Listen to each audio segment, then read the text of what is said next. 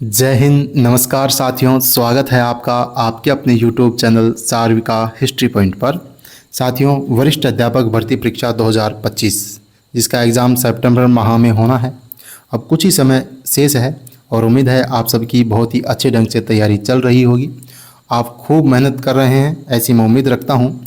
साथियों, हाल ही में जो स्कूल व्याख्याता भर्ती परीक्षा हुई है, इसमें जो जीके के पेपर आए हैं उन सब का आपने एनालिसिस किया होगा, उन प्रश्नों का स्तर देखा होगा आपने, काफ़ी कठिन था। और उसको देखते हुए मैं आपको ये सलाह दूंगा, ये राय दूंगा कि आप जीके के पार्ट पर भी काफ़ी अच्छा ध्यान देवें, इस पर काम करें, क्योंकि यदि इसमें 40% अंक नहीं आए तो आपकी मेहनत बेकार हो जाएगी। सब्जेक्ट में आप कितना ही अच्छा करें, इसलिए पेपर फर्स्ट पे आप विशेष ध्यान दें। सिलेबस के अकॉर्डिंग एक एक टॉपिक को अच्छे से करें, ठीक है। इसी कड़ी में आपकी इसी सहायता के लिए मैं आपके फर्स्ट पेपर के सिलेबस के अकॉर्डिंग प्रत्येक टॉपिक के एक एक MCQ इस वीडियो के माध्यम से करवाने जा रहा हूं, जिसमें गुर्जर प्रतिहार राजवंश, चौहान राजवंश, इनको हमने देखा। अब हमारे सिलेबस में है रणथंभौर के चौहान का दिल्ली सल्तनत आपस में जो संबंध था, जो संघर्ष हुआ है वो, इसी प्रकार जालौर के चौहानों का, इसी प्रकार मेवाड़ के शासकों का दिल्ली सल्तनत के साथ जो संघर्ष हुआ उसके बारे में हमारे सिलेबस में बिल्कुल लिखा हुआ है। ये हमारे सिलेबस में है, पाठ्यक्रम में है। तो उसी क्रम में हमारा आज का जो टॉपिक है वो है रणथंभौर के चौहान और दिल्ली सल्तनत। इसमें विशेष अपन दिल्ली सल्तनत और रणथंभौर पर ही हमने फोकस किया है। देखिएगा, पहला प्रश्न हमारा है, हमीर महाकाव्य और गोपीनाथ शर्मा के लेखन के आधार पर रणथंभौर के चौहान शासक हमीर देव ने अपने शासन काल में कुल कितने युद्ध लड़े, जिनमें से अधिकांश में विजय प्राप्त की। ये महत्वपूर्ण इतिहासकार हुए गोपीनाथ शर्मा, और हमीर महाकाव्य तो आप जानते ही हैं। अच्छा, आप कमेंट करके मुझे ये बताइए, हमीर महाकाव्य के रचयिता कौन हैं? हमीर महाकाव्य के रचयिता कौन है, ये आप कमेंट करके जल्दी से मुझे आंसर बता दें। चलिए इस प्रश्न का आंसर देखते हैं। देखिए, इन इतिहासकारों के अनुसार हमीर देव चौहान ने कुल 17 युद्ध लड़े। कितने युद्ध लड़े? 17, जिसमें से 16 युद्धों में विजय पाई है। हमीर देव चौहान रणथंभौर के अंतिम व प्रतापी शासक थे। हमीर देव चौहान, आपको पता है कि ये अपनी हट के कारण, शरणागत रक्षा के कारण जाने जाते हैं, और इनके बारे में कहावत है कि सिंह सवन सतपुरस वचन, कदली फलत इक बार, त्रिया तेल हमीर हट चढ़े न दूजी बार। वही हमीर चौहान, उन्होंने अपने जीवन काल में 17 युद्ध लड़े हैं, जिनमें 16 युद्धों में विजय पाई थी। चलिए अगला प्रश्न है हमारा, गोपीनाथ शर्मा और अन्य राजस्थान इतिहासकारों के विश्लेषण के आधार पर रणथंभौर के चौहान शासक हमीर देव की 1301 ईस्वी में अलाउद्दीन खिलजी के खिलाफ जो हार हुई थी, उनमें निम्नलिखित में से कौन सा कारक सबसे अधिक जिम्मेदार था? प्रश्न की भाषा का ध्यान रखें।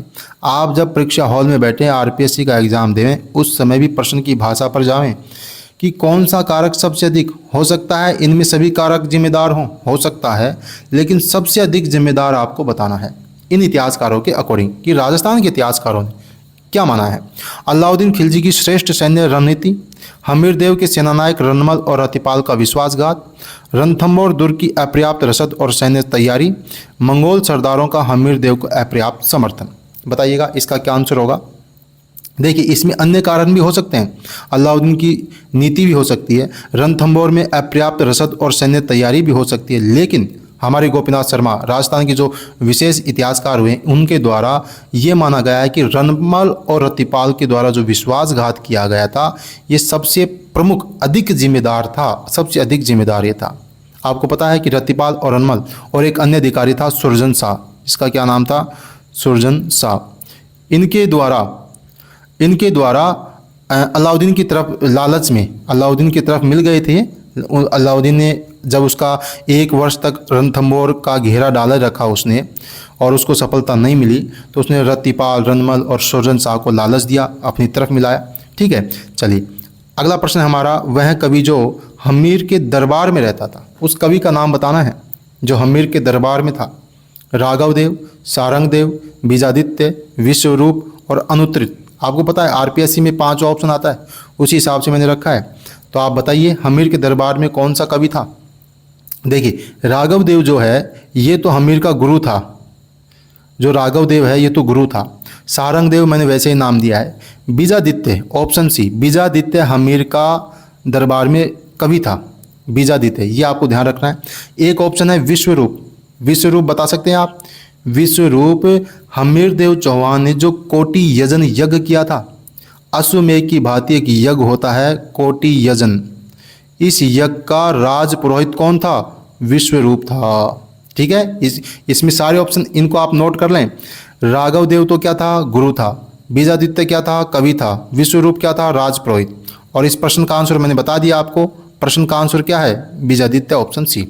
चलिए अगला प्रश्न हमारा है, किस दिल्ली सल्तनत के सुल्तान ने पृथ्वीराज चौहान के पुत्र गोविंद राज से अजमेर लेकर उसे रणथंभौर का राज्य दिया?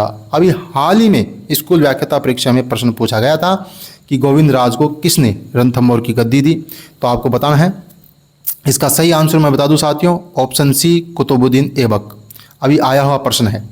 चलिए अगला प्रश्न हमारा, रणथंभौर के चौहानों में वह शासक जिसने दिल्ली सुल्तान इल्तुतमिश के आक्रमण को विफल कर दिया था, लेकिन वह संघर्ष में मारा गया। ध्यान रखना, उसने आक्रमण को विफल तो किया लेकिन स्वयं मारा गया। बताइए, ऑप्शन ए है वालहन, गोविंदराज, प्रहलादन, वीर नारायण। बताइए क्या होगा इसका आंसर? आप स्वयं वीडियो को पॉज करके बताने की कोशिश करें, बाकी मैं तो बता ही देता हूं आपको कि इल्तुतमिश के समय रणथंभौर के चौहानों में यहाँ शासक था वीर नारायण। कौन था? Veer Narayan, option D. इसने इस आक्रमण को विफल किया लेकिन ये मारा जाता है। आक्रमण विफल हुआ लेकिन ये मारा जाता है, ये था वीर नारायण, ये आपको ध्यान रखना है। चलिए अगला प्रश्न हमारा है, किस चौहान शासक के समय रजिया सुल्तान ने मलिक कुतुबुद्दीन, वह नहीं है, वह किस चौहान शासक के समय रजिया सुल्तान ने मलिक कुतुबुद्दीन व हसन गौरी के नेतृत्व में रणथंभौर पर आक्रमण किया? यह आपको बताना है। ठीक है, अब दोनों सेनापति ये ध्यान रखने हैं आपको, मलिक कुतुबुद्दीन और हसन गौरी, इनके नेतृत्व में रणथंभौर पर आक्रमण किया था रजिया सुल्तान ने। उस समय चौहान शासक कौन था? रणथंभौर का चौहान शासक कौन था, ये आपको बताना है। तो मैं बता दूं साथियों, जो वीर नारायण है इसके बाद में गद्दी पे कौन बैठा? वाघभट्ट बैठा, वाघभट्ट। और ये वाघभट्ट ही इसके समय यहाँ पर शासक था, ऑप्शन सी। इल्तुतमिश के समय कौन? वीर नारायण। इसके बाद में गद्दी पे कौन बैठा? वाघभट्ट। सल्तनत काल में इल्तुतमिश के बाद कौन बैठ रही है? रजिया सुल्तान। तो रजिया सुल्तान के समय वाघभट्ट, ऐसे आप ध्यान रखें। चलिए अगला प्रश्न है हमारा, किसके समय दिल्ली के सुल्तान नसीरुद्दीन महमूद का आक्रमण रणथंभौर पर हुआ जो निष्फल रहा, सफल नहीं हुआ? तो किसके समय हुआ, ये आपको बताना है। बताइए।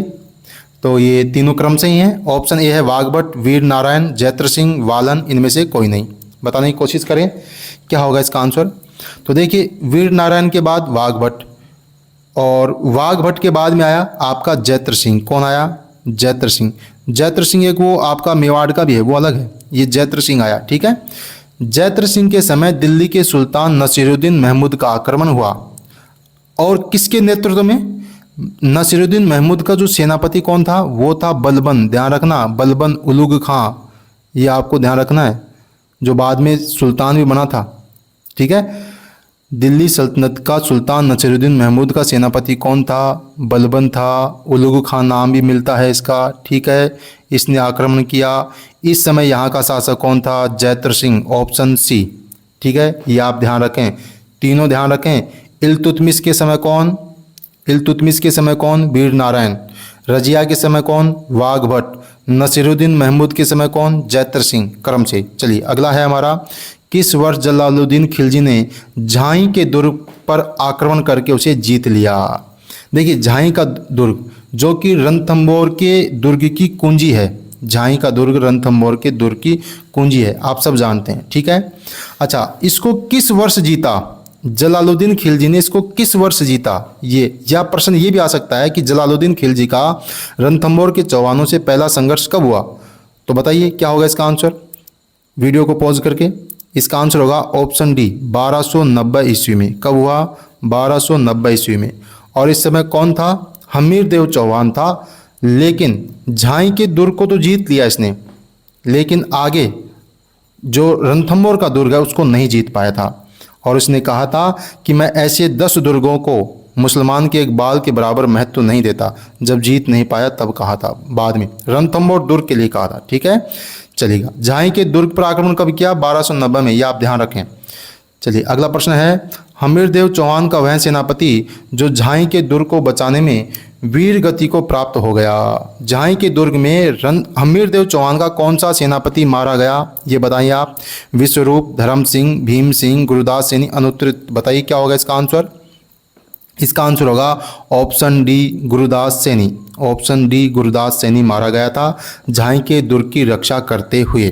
ठीक है साथियों, चलिए अगला प्रश्न हमारा, अमीर खुसरो की वह पुस्तक जिसमें जलालुद्दीन खिलजी के अभियानों का वर्णन मिलता है। जलालुद्दीन खिलजी की, मैंने अलाउद्दीन नहीं पूछा, जलालुद्दीन खिलजी, दोनों पुस्तक अलग अलग हैं। बताइए। ऑप्शन ए है खजाइन उल फतू, बी है मिफ्ता उल फतू, नू सिपेहर, तारीख फिरोजशाही। तारीख फिरोजशाही तो बरनी की है, ये तो चलो ऑप्शन से काट दीजिए आप। ठीक है, आप बताइए कौन सा होगा। तो आपको मैं बता देता हूँ, जलालुद्दीन के अभियानों का वर्णन अमीर खुसरो ने Miftah ul Futuh, option B, option B, option B, Miftah ul Futuh इसमें किया है। और जो अलाउद्दीन खिलजी के अभियान है वो खजाइन में किया है। ध्यान रखना, मुफ्त उल फतू जलालुद्दीन और खजाइन उल फतू अलाउद्दीन, दोनों अलग अलग हैं, ध्यान रखें। चलिए अगला प्रश्न हमारा, अलाउद्दीन के मंगोल विद्रोही मीर मोहम्मद शाह को हमीरदेव चौहान ने कहाँ की जागीर प्रदान की। वेरी वेरी इंपॉर्टेंट क्वेश्चन है, आपको जागीर बतानी है। आप जानते हैं मंगोल विद्रोही मीर मोहम्मद शाह और के हब्रू, इन्होंने हमीरदेव चौहान की शरण ली। तो हमीरदेव चौहान ने मोहम्मद शाह को कहाँ की जागीर दी, ये बताना है। मेड़ता, नागौर, फागना, जगाना। तो देखिए इसका आंसर होगा ऑप्शन डी, जगाना, इसका करेक्ट आंसर होगा। और अच्छा प्रश्न है, इसको आप ध्यान रखना साथियों। चलिए अगला प्रश्न है हमारा, हमीरदेव चौहान का वह सेनापति जो 1299 ईस्वी में अलाउद्दीन के रणथंभौर आक्रमण के समय हिंदुवाट घाटी में युद्ध करता हुआ मारा गया, वो सैनिक आपको बताना है। तो आपको मैं बता दूं, शुरुआत में भीम सिंह और धर्म सिंह ने शत्रुओं का मुकाबला किया और उनको वापस लौटने के लिए मजबूर किया। लेकिन वापस लौटती हुई सेना पर धर्म सिंह की सेना आगे चल रही थी और भीम सिंह की पीछे चल रही थी। ठीक है, तो खिलजी की सेना में जो अलप खां थे उन्होंने पहाड़ियों में छिपी हुई, उसके नेतृत्व में एक सेना पहाड़ियों में छिपी हुई थी, तो उसने भीम सिंह पर आक्रमण किया और ये भीम सिंह मारा गया। ऑप्शन सी इसका करेक्ट आंसर होगा। तो धर्म सिंह को अंधा भी करवा दिया था बाद में हमीरदेव चौहान ने। तो मारा कौन गया? भीम सिंह मारा गया, इसको आप नोट कर लें। चलिए अगला प्रश्न हमारा, अलाउद्दीन का सेना नायक जो रणथंभौर अभियान के दौरान मारा गया, अलाउद्दीन का, वो तो था हमीरदेव चौहान का, ये अलाउद्दीन का सेना नायक है, बताना है। बताइए क्या होगा इसका? मोहम्मद खान, उलुग खान, अमीर खान, जुबैर खान, क्या होगा इसका आंसर? अलाउद्दीन का सेना नायक जो रणथंभौर अभियान के दौरान मारा गया। देखिए इसमें एक ऑप्शन आप ऐड कर लीजिए, या मैं डायरेक्ट आंसर बता देता हूँ, वो ऑप्शन मैंने लिखा नहीं। इसका आंसर हो जाएगा नुसरत खान। कौन होगा? नुसरत खान। मिस प्रिंट हो गया, लिखने में गड़बड़ हो गई, इसका आंसर हो जाएगा नुसरत खान। ठीक है, ये आप ध्यान रखना। आपको बता दूं कि अलाउद्दीन के जो सेनानायक थे वो कौन कौन थे? उलुग खान थे, एक तो उलुग खान था, एक नुसरत खान था। तो दुर्ग के अंदर से जो पत्थरों की बरसात हुई, पत्थर फेंके जा रहे थे, उसमें नुसरत खां के लगी और ये मारा गया। ये आप ध्यान रखें, नुसरत खां, इसको आप नोट कर लें। चलिए अगला प्रश्न है हमारा, अलाउद्दीन की रणथंभौर विजय के बाद किसने कहा कि कुफ्र का घर इस्लाम का घर हो गया, यानी कि काफिरों का घर इस्लाम का घर हो गया?